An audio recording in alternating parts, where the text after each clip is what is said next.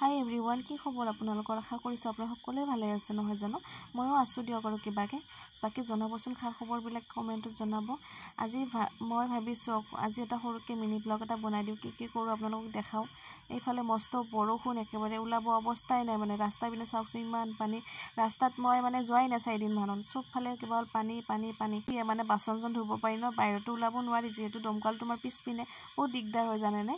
উপায়তো নাই আৰু ধুবতো লাগিবই নহয় জানো। এতিয়া মই ভাত খাব লাগিব, বাচনখিনি ধুই লওঁ দেই। বাচনখিনি ধুই মই আজি ঘৰতে কাম কৰিম বুলি ভাবিছোঁ। এইফালে দেখিছিলোঁ ছাগলীকেইজনীক দেখিলে বেয়া লাগে, একদম দেউতাই কাটি দিছে, একদম মানে কঁঠাল পাত কাটি দিছে। বৰ দিগদাৰ ইহঁতৰ কাৰণে, মানুহেতো মুখেৰে ক'ব পাৰে ন, ইহঁতে নোৱাৰেও।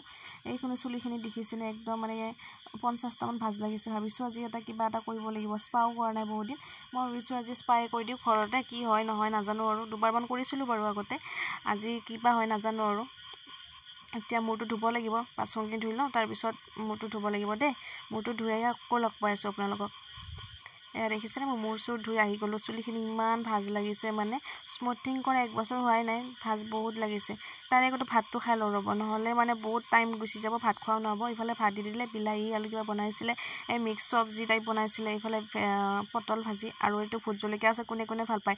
মোৰ যে ইমান ভাল পাওঁ দেখিছে, ভোট জলকীয়া গোটেই বটলটো, 100 গ্ৰামৰ বটলটো মোৰ জানে, বিশ্বাস কৰিবনে, এসপ্তাহে নাযায়, মানে গোটেইখিনি খাই দিওঁ। ঘৰত মানে কি ইহঁতে ভয়ে কৰে। ৰ'ব, আমাৰ ঘৰত এটা নতুন আলহী আহিছে, আপোনালোক দেখা। এইটো হৈছে আমাৰ নতুন আলহী। এইজনৰ নাম ৰাখিছোঁ বাপুৰামটোৰ নাম ৰাখিছোঁ প্ৰিন্স হাজৰিকা। ইমান টিকেট প্ৰি মেচিয়ৰ্ড বেবী, মানে কি জন্ম পাব হোৱাই নাছিলে, কিন্তু হৈ গ'ল আৰু। যি কি নহওক, এইখিনি বতৰ চতৰ বেয়া আৰু ঘাঁহ চাহো খাব পৰা নাই ছাগলীয়ে, সেইকাৰণে চাগে এনেকুৱা হৈছে।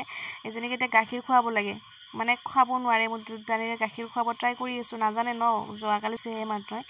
তো মই খুৱাই দিওঁ গাখীৰ চাখীৰ খুৱাই, মানে মোৰ মূৰৰ কামটো একদম ষ্টাৰ্ট কৰি দিম দেই। আপোনালোকক দেখাব লাগিব নহয় আৰু, কিবা হয়, ভালে হয় নে ভেলে হয় নাজানো আৰু। লাজে পাওঁ নেকি, ভয়ো লাগিছে আৰু।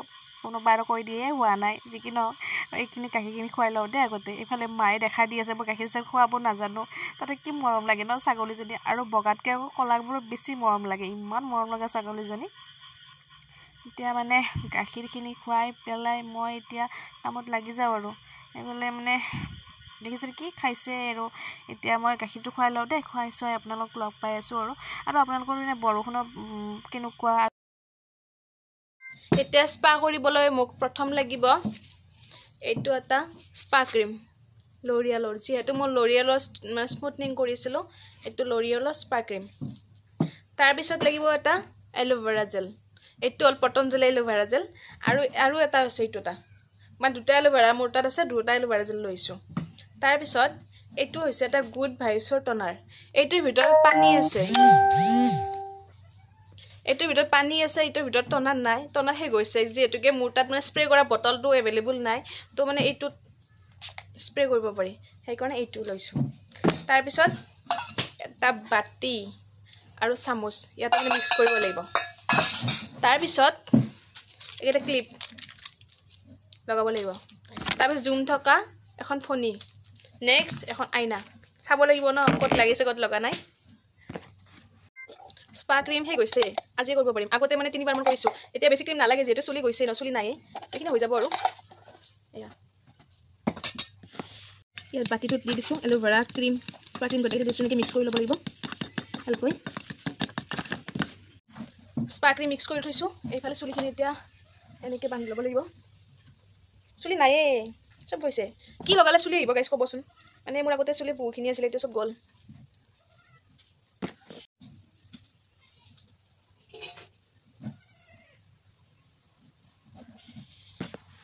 চুলিখিনি শুকাই গৈছে, সেইকাৰণে অলপ পানী মাৰি ল'ব লাগিব। এতিয়া ক্ৰীম এপ্লাই কৰি দিওঁ। ইয়াতে মানে গ্লভছ লগাব লাগে, মোৰ গ্লভছ নাই, কি আৰু ঘৰতে আৰু কি গ্লভছ লাগিব নেকি, লগাই দিছোঁ। লাষ্টৰ ৰিজাল্টটো আপোনাক দেখাম হা, যদি বোলে ভাল দেখা পায় মোৰ তাত আহিব, মই স্পা কৰি দিম, পইচা দিলে হ'ল। এইটো চাইড লগোৱা হৈ গ'ল। নিজৰ হাতখনৰ ইমান নোৱাৰি, হাতখন বিষাই গৈছে। এইফালে মাক লগাব দিছোঁ, মাও শিকি গৈছে, এইবাৰমান নিজে কৰিলে ন, মোকো দেখি। ক্ৰীম লগোৱা হৈ গ'ল মোৰ, এতিয়া মাছাজ কৰোঁ। মানে চুলিটো বেছি শুকাব নোৱাৰে, নহ'লে চুলি বেছিকৈ সৰিব, তো পানী দিব লাগিব। আৰু প্ৰত্যেক মাহতে যে পাৰ্লাৰত কৰিবই লাগে তেনেকুৱা একো কথা নাই, কেতিয়াবা ঘৰতে কৰিব লাগে ন, নিজে শিকি ল'ব লাগে, ভাল। ইমান নাজানো, বাট বিপদত পৰিলে পাৰি আৰু। আপোনালোকে ঘৰতে কৰিবচোন, কেতিয়াবা কৰি চাব, কেনেকুৱা ৰিজাল্টটো পাই জনাব মোক। এতিয়া মোৰতো চুলিখিনি কিমান কালি হৈ গৈছিল আপোনালোকে গম পাইছে ন ফাৰ্ষ্টত দেখিছে আপোনালোকে মোৰ চুলিখিনি ধোৱাৰ পিছত এবাৰ কেনেকুৱা হয় সেইটো চাম দেই আপোনালোকক চাই থাকিব ভিডিঅ'টো যদি কাৰোবাক স্পা কৰি দিব লাগে আহিলে হ'ল মই একদম স্পা কৰি দিম ক্ৰীম কম হৈ গৈছে মানে ক্ৰীম শেষ হৈ গৈছে চোৱাই নাছিলোঁ মই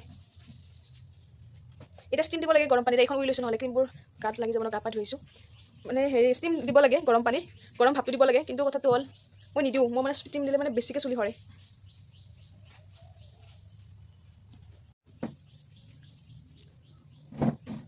বহি বহি একদম মানে ভৰিছোঁ জিনজিনাই গৈছে সেইকাৰণে থিয় হৈ লৈছোঁ এইবাৰ এনেকৈ এতিয়া মই 15 মিনিট ৰাখিম তাৰপিছত ধুই দিম তাৰপিছত ফাইনেল আউটপুট কি বোলে আপোনাক দেখাম দেই এইয়া চাওক মই মূৰ চুৰ ধুই আহি গ'লোঁ চুলিখিনি আগতকৈ কিমান ধুনীয়া হৈছে দেখিছেনে চুলিৰ ভাঁজটো নকমে বাৰু তথাপিতো স্মুথ বহুতখিনি হৈছিলে আগৰে একদম জাবৰৰ নিচিনা হৈ গৈছে পতাৰ নিচিনা পতা শাক যে থাকে পতা শাকৰ নিচিনা হৈ গৈছে একেবাৰে ইমান বেয়া হৈছে কিন্তু চুলিখিনি লাৰি খুব ভাল লাগিছে ধুনীয়া স্মুথ হৈছে